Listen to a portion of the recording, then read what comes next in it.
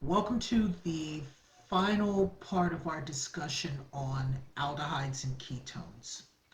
So, in part one, we discussed nomenclature and recognition of aldehydes and ketones.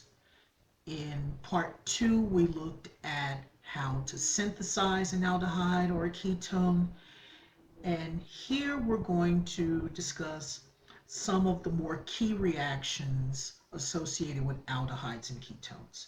So the first reaction that I want to focus on is called hydration.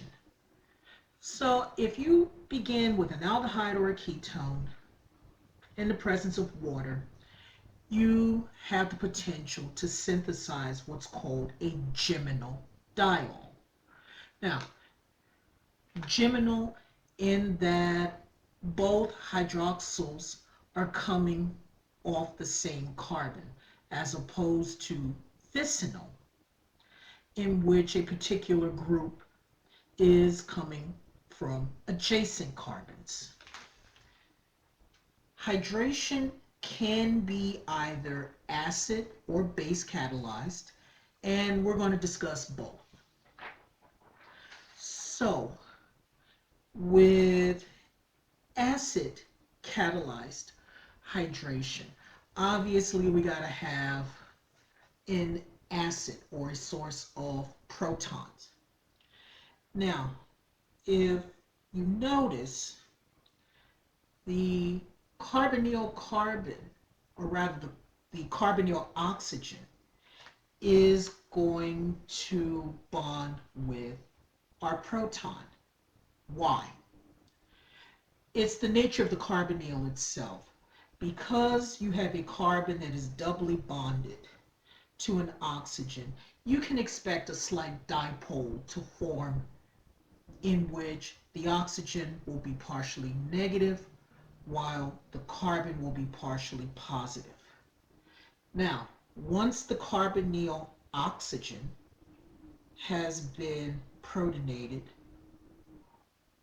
water comes along and nucleophilically attacks the carbonyl carbon, thereby breaking the double bond.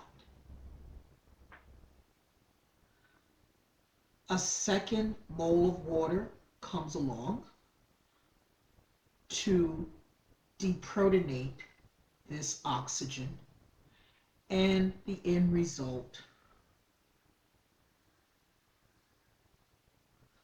will be your geminal diol.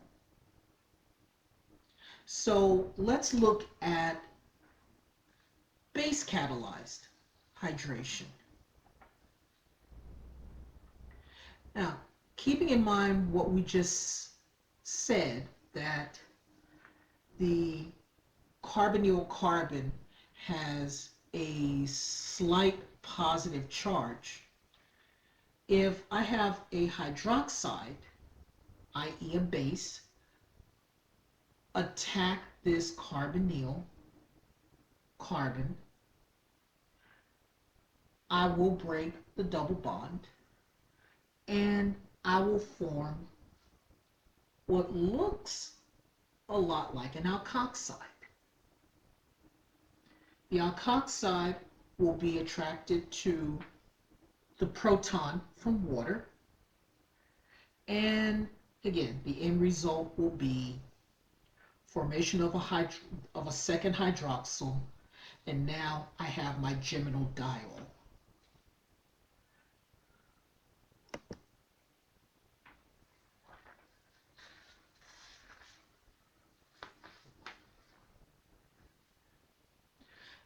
The next reaction that I want to talk about is acetals. So what's an acetal? Well, first, if you take an aldehyde or ketone and combine it with at least 2 moles of an alcohol in the presence of an acid, you'll form this thing.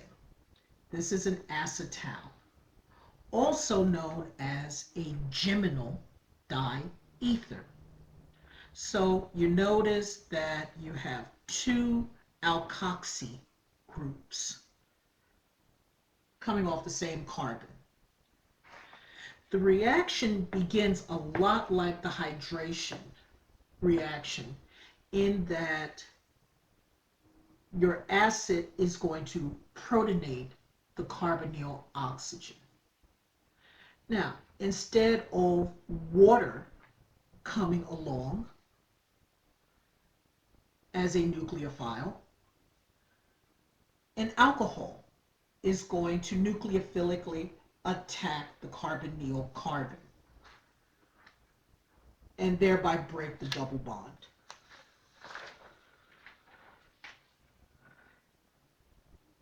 Now, I have a hydroxyl up here, and I have what looks to be a protonated alcohol down here.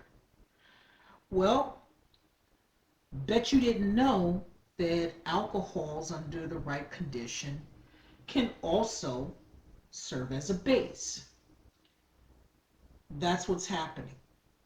This alcohol is deprotonating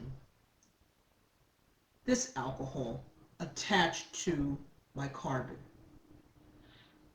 And the end result will be this funny looking molecule here that looks a little bit like an alcohol and a little bit like an ether.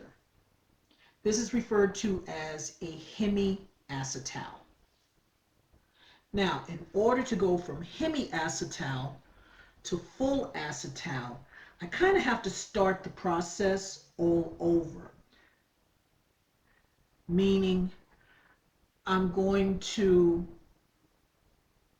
protonate this hydroxyl right here. But then I'm going to lose water. So there's a little bit of dehydration involved here too. When water is lost,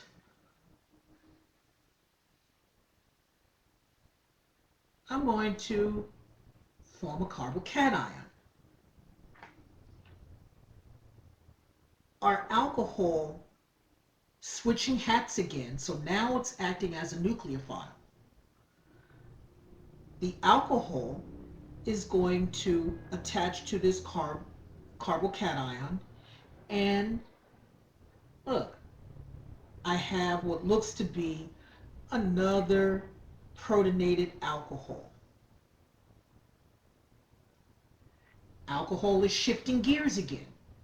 So now it's going back to being a base, and it's going to strip this proton. The end result is going to be these two ether groups or an acetal.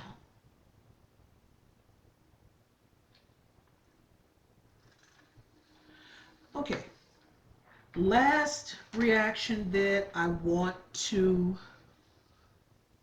discuss are the cyanohydrins. So in this case, your aldehyde or your ketone is going to react with HCN, hydrocyanic acid. And you're going to form a compound that looks a little bit like an alcohol and a little bit like a nitrile. So in this particular case, the cyanide group nucleophilically attacks the carbonyl carbon, thereby breaking the double bond. An alkoxide forms, which then will strip a proton off hydrocyanic acid.